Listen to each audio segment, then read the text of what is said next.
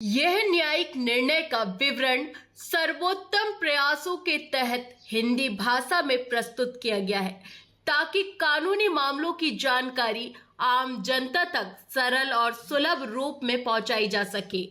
हालांकि इस अनुवाद और प्रस्तुति में किसी भी प्रकार की त्रुटि, गलत व्याख्या, विसंगति या चूक की संभावना हो सकती है। यह सामग्री केवल शैक्षिक और सूचनात्मक उद्देश्यों के लिए प्रदान की गई है और इसे किसी भी विधिक परामर्श या आधिकारिक दस्तावेज के रूप में नहीं लिया जाना चाहिए। यदि इस प्रस्तुति में किसी भी प्रकार की त्रुटि या गलत व्याख्या पाई जाती है तो यह किसी भी पक्ष की कानूनी जिम्मेदारी को उत्पन्न नहीं करेगी। इस संदर्भ में लेखक, अनुवादक, प्रकाशक या वक्ता किसी भी प्रकार की जिम्मेदारी से मुक्त माने जाएंगे। कृपया किसी भी कानूनी निर्णय या कार्यवाही से पहले किसी योग्य अधिवक्ता या विधिक विशेषज्ञ से परामर्श करें। धन्यवाद।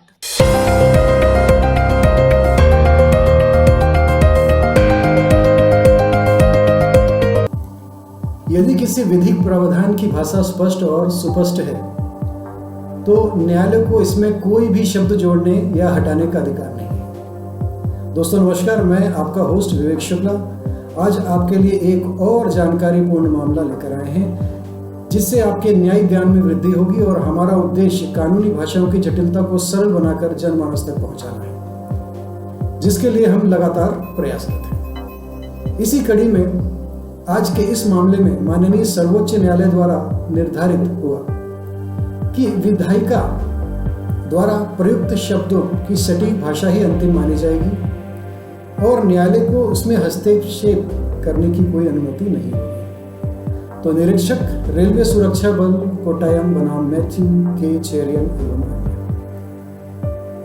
MCR संदर्भ 2025 ISCR 498 वर्ष खंड 2025, निर्णय की तिथि 9 जनवरी 2025 और याचिकाकर्ता निरीक्षक रेलवे सुरक्षा बल कोट्टायम। रेलवे अधिनियम 1989 धारा 143 पहली अपील मुख्य अपील में एम नामक व्यक्ति पर यह आरोप था कि उसने भारतीय रेलवे कैटरिंग और पर्यटन निगम यानी कि IRCTC के वेब पोर्टल पर फर्जी उपयोगकर्ता आईडी यानी यूजर आईडी बनाई ताकि रेलवे टिकटों की खरीदी और बिक्री में मुनाफा कमा सके, जबकि यह रेलवे टिकट की खरीदी और आपूर्ति करने के लिए अधिकृत एजेंट नहीं था।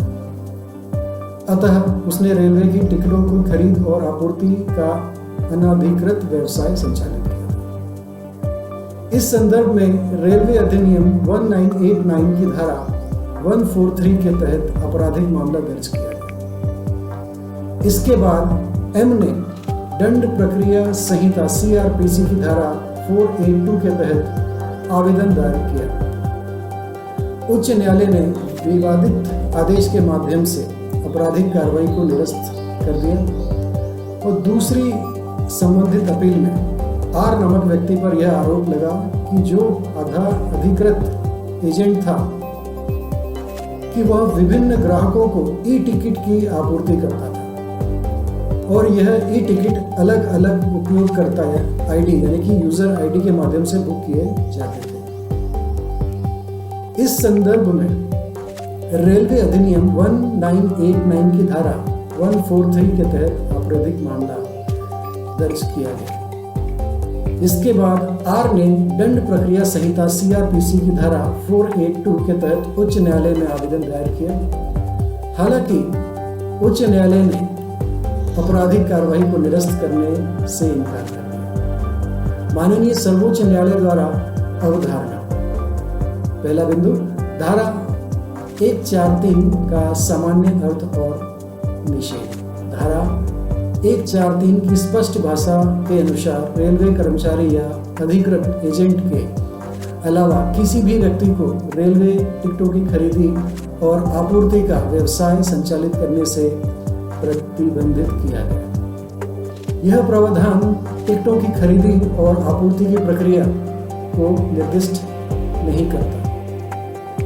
इसलिए इस धारा का प्राकृतिक और सामान्य अर्थ यह है कि किसी भी प्रकार के अनाधिकृत टिकट खरीद और आपूर्ति को अपराध माना जाएगा, चाहे वह किसी भी विधि से किया गया।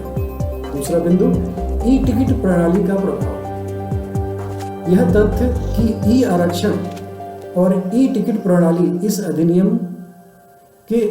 के बाद शुरू की गई, इसका यह अर्थ नहीं है कि धारा 143 ई टिकटों के अवैध बिक्री पर रोक लगाने में अक्षम हो गई है। धारा 143 भौतिक यानी कि फिजिकल और ऑनलाइन टिकट बिक्री में कोई अंतर नहीं करती। इस धारा का उद्देश्य टिकटों की अवैध और अनधिकृत खरीदी और बिक्री को रोकना है, चाहे वह किसी भी माध्यम से की गई हो। तीसरा बिंदु, मुख्य अपील में निष्कर्ष। इस मामले में तथ्यों से स्पष्ट रूप से पता चलता है कि एम ने रेलवे की स्वीकृति के बिना रेलवे टिकट की खरीदी और आपूर्ति का व्यवसाय संचालित किया। एम पर लगाए आरोप की धारा 1431 और ए के तत्वों को पूरा करते हैं, इसलिए एम के खिलाफ आपराधिक कार्रवाई को बहाल किया जाता है। चौथा बिंदु, संबंध अपील में निष्कर्ष। आर, जो कि अधिकृत एजेंट था, रेलवे टिकटों की खरीदी और आपूर्ति व्यवसाय संचालित कर रहा था। धारा 143 केवल अनधिकृत व्यक्तियों पर लागू होती है और यह निर्दिष्ट नहीं करती कि अधिकृत एजेंटों को टिकट की खरीदी और आपूर्ति के लिए कौन सी प्रक्रिया अपनानी चाहिए। आर के खिलाफ लगाए गए आरोप गंभीर हो सकते हैं, लेकिन धारा 143 के अंतर्गत उन पर मामला नहीं बनता। इसलिए आर के खिलाफ आपराधिक कार्रवाई को समाप्त किया जाता है। एम को, जो एक अनधिकृत व्यक्ति था, धारा 143 के तहत आपराधिक कार्रवाई का सामना करना पड़ा। आर, जो कि एक अधिकृत एजेंट था, के खिलाफ धारा 143 के अंतर्गत कार्रवाई नहीं की जा सकती, इसलिए उसके खिलाफ आपराधिक कार्रवाई समाप्त कर दी जाती है। विधियों की व्याख्या, वैधानिक प्रावधान और पश्चावर्ती विकास। निर्णय। पहला बिंदु, वैधानिक व्याख्या के सिद्धांत किसी भी वैधानिक प्रावधान की व्याख्या न्यायिक दृष्टांतों द्वारा स्थापित सिद्धांतों का पालन करते हुए की जानी चाहिए। किसी भी न्यायालय को केवल इस आधार पर किसी प्रावधान को लागू करने से इनकार नहीं किया जाना चाहिए कि वह प्रावधान टिकटिंग प्रक्रिया में हुए पश्चावर्ती विकास से पहले का है। दूसरा बिंदु, वैधानिक प्रावधान की व्यापकता। यदि यह सिद्ध किया जा सकता है कि कोई वैधानिक प्रावधान इतना व्यापक है कि वह बाद के विकासों को भी सम्मिलित कर सकता है, भले ही विधायिका के ने मूल रूप से उस परिवर्तन की कल्पना नहीं की हो, तब भी वह प्रावधान प्रभावी बना रहेगा। इस प्रकार ऐसे प्रावधानों को केवल इसलिए अनुयोगी नहीं माना जा सकता क्योंकि वह किसी नई प्रणाली के लागू होने से पहले बनाए गए थे। विधियों की व्याख्या, विधि की भाषा, शब्दों को जोड़ना या हटाना। निर्णय। स्पष्ट और सुस्पष्ट भाषा।